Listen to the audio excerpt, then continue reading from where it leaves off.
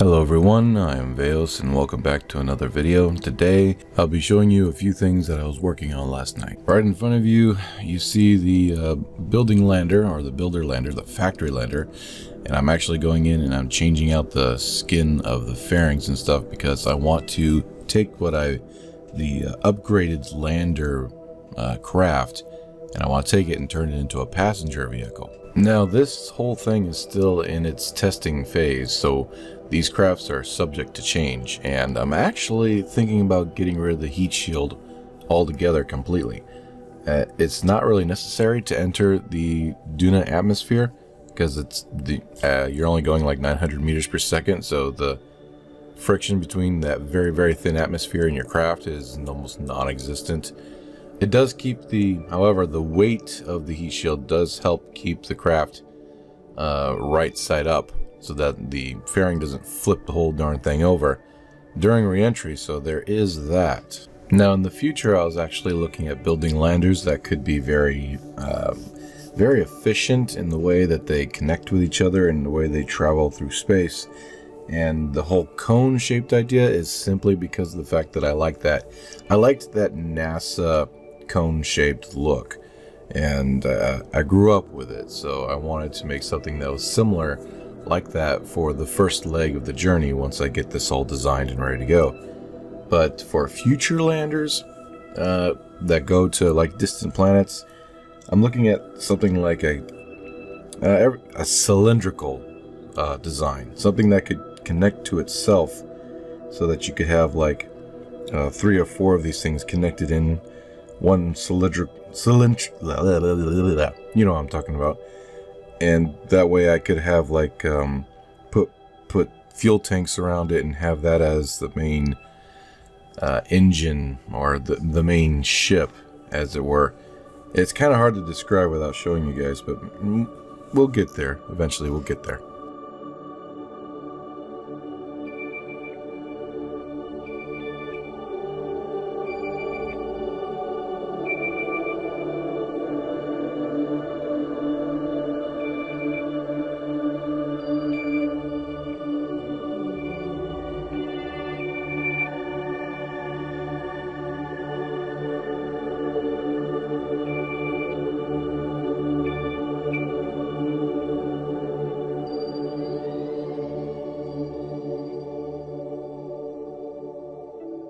Did a little boo-boo right there. Accidentally hit the Z key instead of the shift like I was supposed to. But I don't know how. I made it.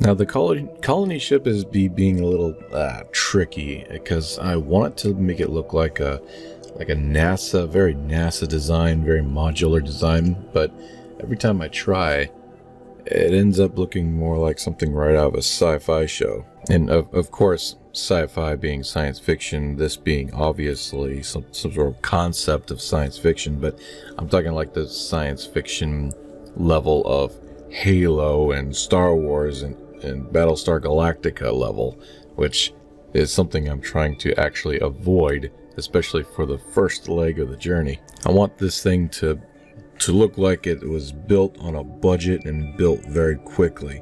So we're even looking at doing it one launch. I wanted to do several launches, but if we're going to make this interesting, I think one launch would actually do it.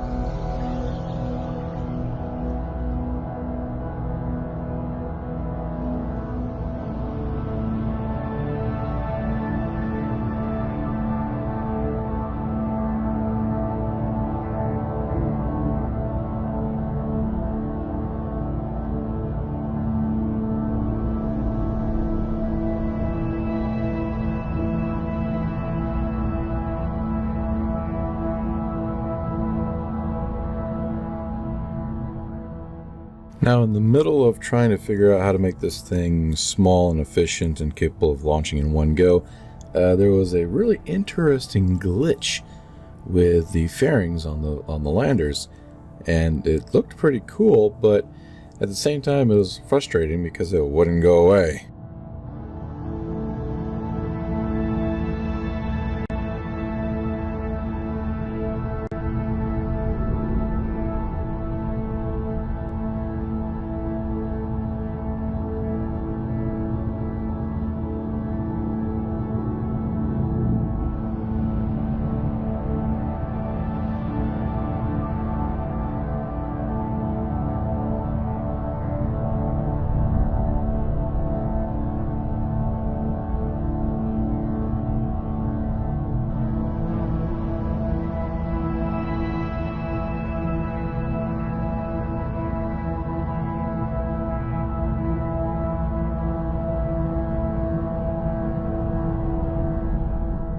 Right here is the first attempt of trying to get this thing to go up into space in one launch.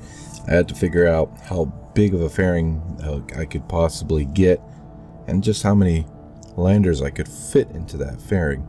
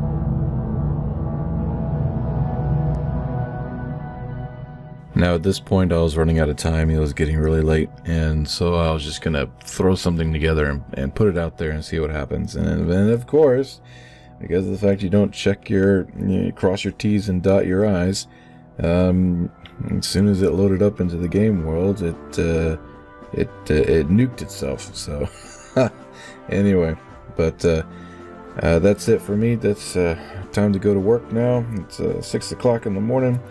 And I've been up since 4 trying to put all this together for you. And actually, you know, it's coming out good. I like the way the colony ship is turning out. It's a work in progress, but definitely it's looking good. But anyway, love you all. Please take care and be safe. And I will see you in the next video. Bye for now. Bye-bye.